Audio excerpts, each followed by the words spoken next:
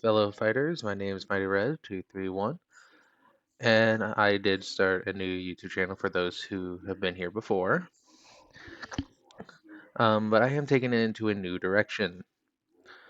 I'm taking it into a direction that I think I see myself doing for a long time, which is my favorite card game, which is Card Fight Vanguard.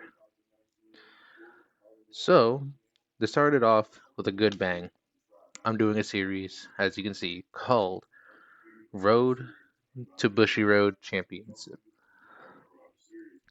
Now, to start off, this is going to be a long road because BCS doesn't start till the fall area. We just got the championship series ended not too long ago, so I want to take the time to talk about it and see what my opinions on what the decks were. Helping with this is VG Paradox, which is a wonderful page. I'm very glad someone took the time to make this and show us what it's like. So, let's start off with this. So here's the Bushiroad Championship Series of 2022 for Standard, which is the one I'm going to be playing. We have all of them from the very beginning, with Springfest taking place. But we're here for BCS. The one I actually attended one of these BCSs not when it first came up. So let's see, where is the Illinois? Here it is, for Rosemont, Illinois. I actually took place at this one. Didn't really make it the top 8. I made the top 16, which in my opinion, for someone who hasn't made it or ever done a BCS before, is very well done. But we're here to see the World Finals. Now, these are the decks that I kind of expected to see, Youthberg and Eva. Youthberg is a very strong deck right now, very consistent in what they need to get done, with the abilities of rewriting the Vanguard. Not only is that a strong ability, but the abilities that also come with them, with like Tempest, Gust, and even the red one. I can't really remember his name. He doesn't really get played much, but 15k and a crit, not bad. But you're mostly seeing Youthberg being played with Tempest. So let's see. Let's take Alex K, number 1. Let's check out his deck. So this one will be here. And luckily we get to see his deck as well, his deck build and everything. Kind of standard in what I thought it would be, because my friend um, Baxis, I think I said his name right. I'm bad at pronouncing names, sorry. But he plays Youthberg. So I have firsthand experience in like how the deck is played and what I see when people are playing it. But overall, this is a pretty standard build in my opinion. Sneasel, Sequana, Countercharge Angel, Angel with a big number, but is really easy to get out. Free Soul Blast plus a 10k booster. Not gonna see me complain about it. But the most important cards here are the Youthberg cards. Very much. Of course, you have your Persona Ride with 3 Skyfall arms and the normal DSR. Most people won't probably have the DSR. You'll just see normal Skyfall. But this card, Youthberg Revel Form Tempest. Overall, Tempest is one of the strongest cards in the game right now due to its ability. Not only when on place, 5k to the front row till the end of the turn, it's the Counterblast 1, reveal 2 cards, and you don't put those cards back, they just go straight to hand, and then if the grades match your opponent's regards, you can send them to the bottom of the deck. Now, right now, in a meta where retiring isn't much of a problem, you don't see many retired decks topping or seeing them being played at all. Tempest kind of kicks ass because you put those units to the bottom of the deck, they can't get it from the drop zone, and there's no way to get them out unless you're able to search them out. Real hard counter for this though is probably Eva, because if we go back and look, Eva here, was another one that was in the toppings. Only one though with four. In my opinion, I feel like Eva should have been played more, but at the same time, it is an expensive deck to play due to the fact of the amount of cards and promos you play in the deck. Like this card here, this card's definitely an ace up their sleeve, being a $50 card on release. Obskadai being really useful with this card because Obskadai, when on plays from a card's effect, will get a crit. Not only that, it gets a 10k power bonus on top of being able to intercept with 10k shield. A very useful card, as we can see all around here. But a card that also is very relevant with EVA nowadays is Combine Rusher here. A very good card, in my opinion. I'm trying them out in an Orphis deck build as the grade 2. I play Orphis a lot, but Combine Rusher here gets plus 10k when your opponent's when this unit attacks a grade 3 or greater unit, and if my order zone has 2 or more set cards. If you're playing Brandgate, the only deck that isn't going to have more than 2 set orders is Prison, and you don't really see Prison played so often. But when you do play more orders, this guy's a 20k, 30k on Persona Right attacker, but the most important skill is this drop skill. When a set order is played from hand, is put into your order zone, counterblast 1, and call this card a rear guard. So it's always going to be a free occur, especially in decks like Orphis and Eva, like I said, who like to play orders as much as possible. Especially with the new Orphis, as we can see here with the second place being Orphis, which let's go Orphis players. Um, we like to play these orders because the order of the lineup is always going to be 4 Howling Moonlights, which is a sell less to play, but when it's played in the order zone, draw. Always very good. And this card, Overcoming an Eternity. By far one of the best cards ever printed for Orphis. Now the price, Soul Blast 2, it's very pricey, not gonna lie. But that doesn't matter whenever a Shadow Army token is placed, it gets plus 5k and it stacks. So you're always gonna be able to. So say you have at least 2, that's another 10k to the Shadow Army tokens you call down. And that price of Soul Blast 2 doesn't matter when you have Regulus.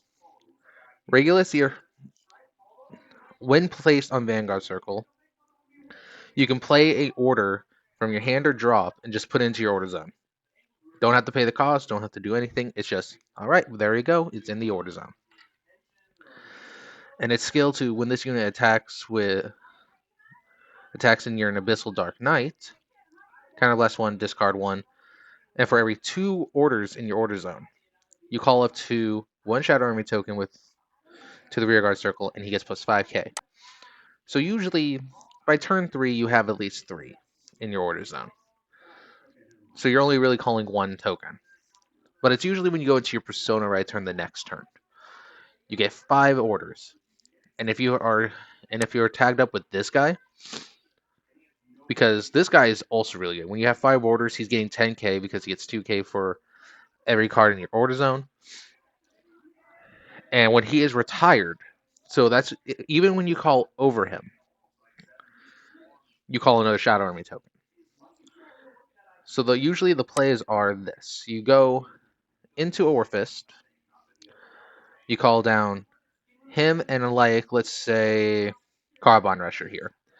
I don't run many Carbon Rushers. I run 1 in my deck, but he ran 4, which okay, go right ahead, do your thing, King. But usually you call 2 attackers on a Persona Right turn. He's attacking for 33, Combine's attacking for 30. Pretty good. But then you attack with Orphist.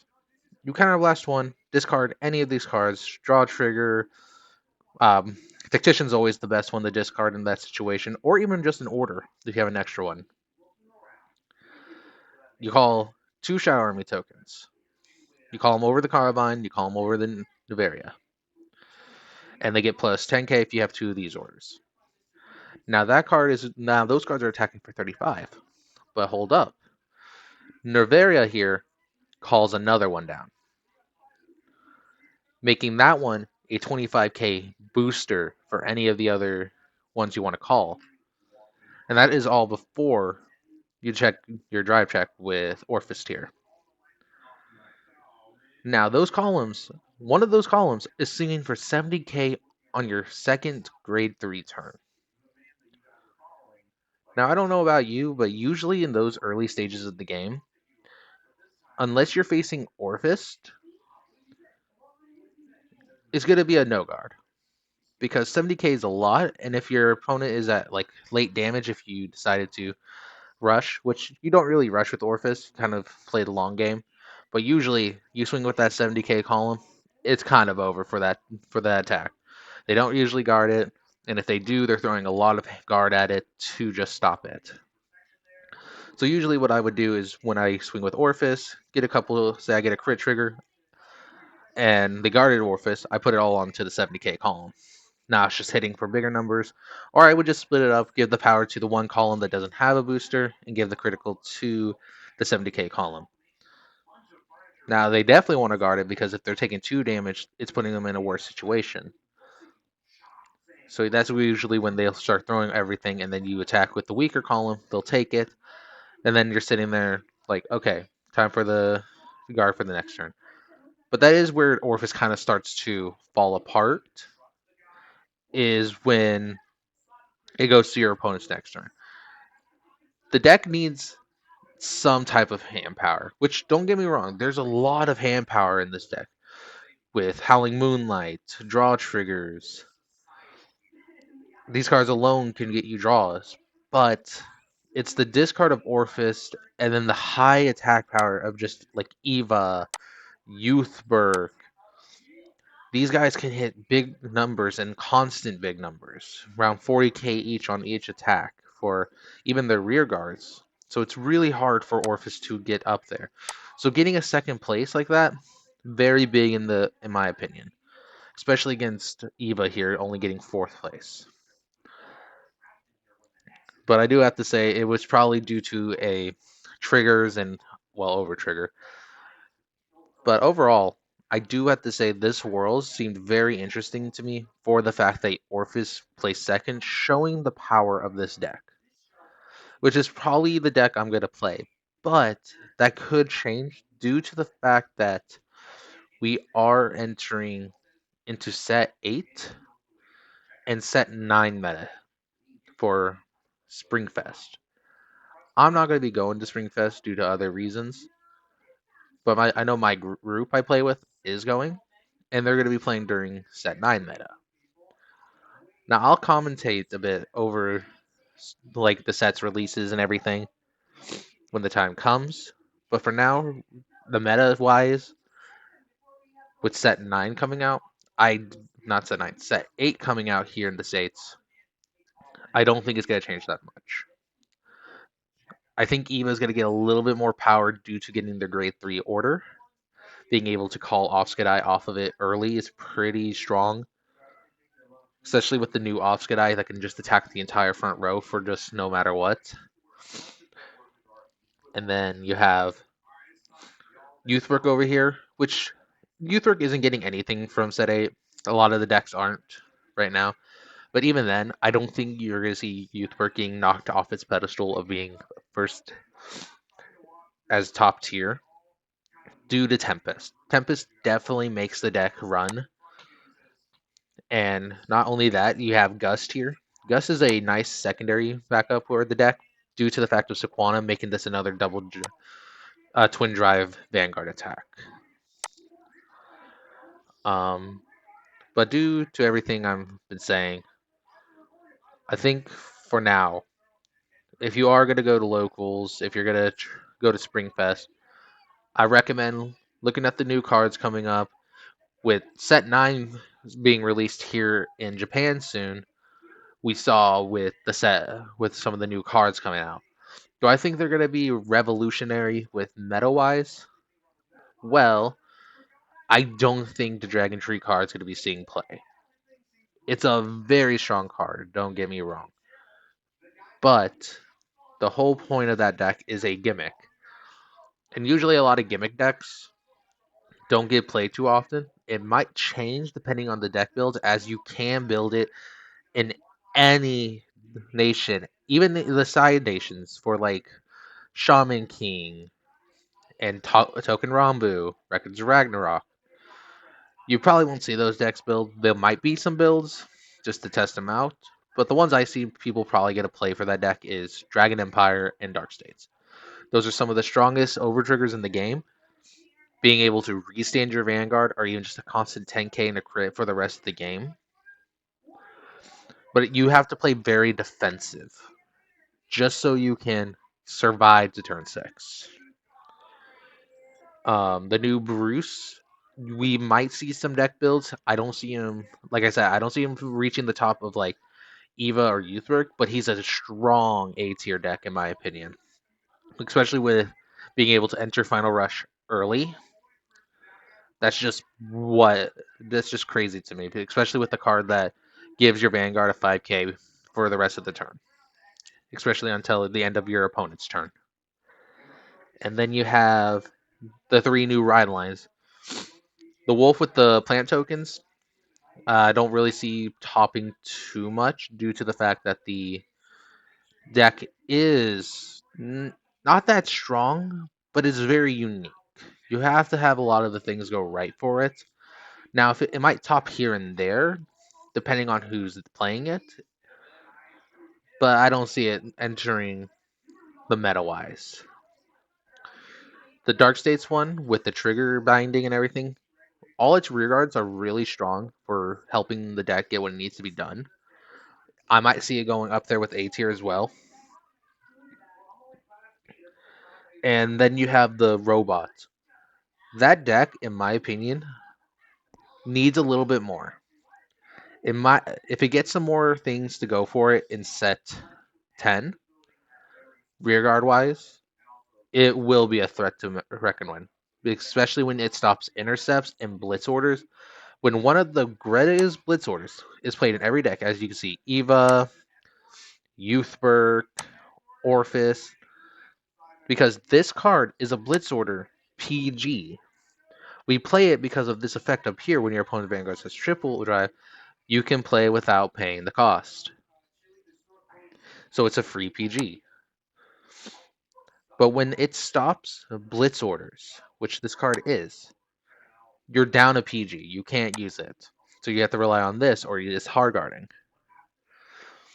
The only thing holding it back is, I believe it's its rear guards. But again, we're going to have to wait and see. Overall, though, I am looking forward to the coming BCS, as probably by then we'll have set 10 and possibly set 11. We are now getting reveals for set 10, and if the Virena stuff, because I'm a big Virena player, is that good, it helps the deck. All we really need the deck to go burr is a counter charge. That is all we need. But I don't think we'll get a counter charge. So I'm hoping the next Virena is something so crazy that it's worth it. But again, we'll have to wait and see.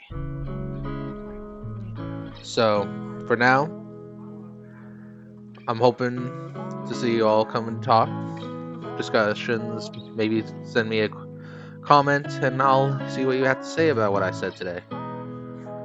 Overall, I hope we all have a good time playing Vanguard still. Have a good day.